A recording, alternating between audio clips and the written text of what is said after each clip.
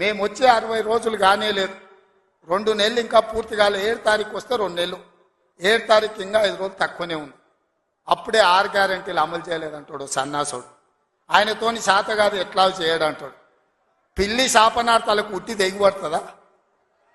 ఇలా పొంకనాలు కాకపోతే 10 ఏళ్లలో మీరు ఏనాడైనా పేదవాళ్ళ ఇంటికి 200 యూనిట్లు ఉచిత కరెంట్ ఇవ్వాలన్న ఆలోచన చేసినవా? పేదవాడు ఆత్మగౌరవంతో బ్రతకాలి అంటే ఇందిరమ్మ ఇండ్లు ఇవ్వాలన్న ఆలోచన ఏనాడైనా చేసినవా? ఆరోగ్యశ్రీ పథకాన్ని నిర్వీర్యం చేసినావు. 10 లక్షల రూపాయలు వాళ్ళకి ఇన్సూరెన్స్ ఇవ్వాలన్న ఆలోచన ఏనాడైనా చేసినవా?